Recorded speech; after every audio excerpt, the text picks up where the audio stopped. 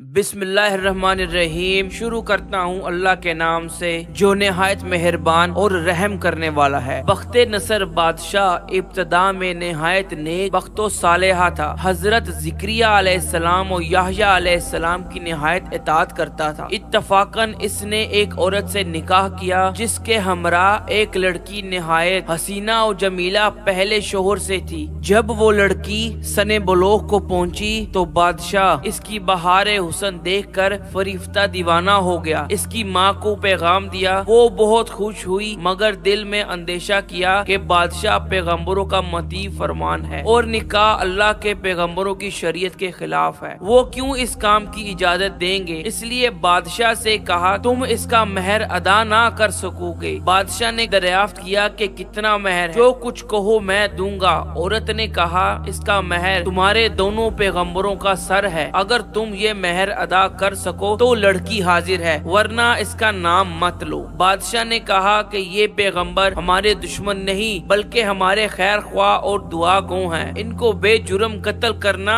ظلم عظیم ہے، اس کے سوا کچھ اور مانگو، جو مہر کہو مجھے منظور ہے۔ اس نے کہا اس کے سوا کوئی مہر نہیں ہے۔ بادشاہ نے ہوائے نفسائی سے مغلوب ہو کر فوج کو حکم دیا کہ دونوں بے گناہوں کا سر کاٹ لاؤ۔ حکم کو مان کر سپاہیوں نے جا کر اول حضرت یحییٰ کو بیت المقدس میں قتل کیا اور حضرت زکریا علیہ السلام یہ حال دیکھ کر جنگل کی طرف بھاگ نکلے۔ فوج پیچھے ہوئی اور شیطان نے ان کی رہنمائی کی۔ جب سپاہیوں نے دبایا اور گھیر لیا تو حضرت زکریا علیہ السلام نے ایک درخت سے التجا کی کہ مجھ کو اس وقت پناہ دے۔ وہ درخت پھٹ گیا، یہ اس کے اندر سما گئے، پھر وہ درخت بند ہو گیا لیکن قدرے کپڑا باہر رہ گیا۔ فوج متحیر ہوئی اور ڈھونڈنے لگی کہ حضرت زکریا علیہ السلام کہاں غائب ہو گئے ہیں۔ شیطان نے نشان دیا کہ اس درخت کے اندر ہیں اور یہ کپڑا ان کے موجود ہونے کی علامت ہے۔ پھر شیطان نے ایک ترکیب بتلائی، درخت چیرا گیا۔ جب نوبت آرا کی سر تک پہنچ گئی تو حضرت یحییٰ نے سسکی بھری، حکم الہی نازل ہوا، اگر اف کرو گے تو پیغمبر سے خارج کر دیے جاؤ گے۔ تم نے غیر سے کیوں پناہ مانگی؟ اگر ہم سے التجا کرتے تو کیا ہم پناہ نہیں دے سکتے تھے؟ اب اس کا مزہ چکھو اور چپ ہو کر سر پر آرا چلنے دو۔ پھر سر سے پاؤں تک جسم چیرا گیا اور حضرت زکریا علیہ السلام نے دم نہ مارا۔ جب دونوں پیغمبروں نے اس بیداری سے قتل ہوئے تو غضب الہی نازل ہوا۔ دن تاریخ ہو گیا، ایک بادشاہ فوج خون خوار لے کر چڑھا اور اس کے شہر کے باشندوں کو گرفتار کر لیا۔ حضرت یحییٰ کا خون بند نہ ہوا تھا، جب قبر میں رکھتے تھے تو قبر خون سے لبریز ہو جاتی تھی۔ بادشاہ کے لشکر نے قسم کھائی کہ جب تک خون بند نہ ہوگا میں قتل سے باز نہ رہوں گا۔ ہزاراں آدمی مار دیے گئے لیکن خون بند نہ ہوا۔ اس وقت ایک شخص حضرت یحییٰ کی لاش پر آیا اور کہا کہ تم پیغمبر ہو، ظالم، ایک خون کے بدلے میں 1000 آدمی قتل ہو چکے ہیں، اب کیا سارے جہان قتل کرواؤ گے؟ اس آدمی کا اتنا کہنا تھا کہ خون بند ہو گیا۔ جامع و مشق میں حضرت یحییٰ کی قبر ہے۔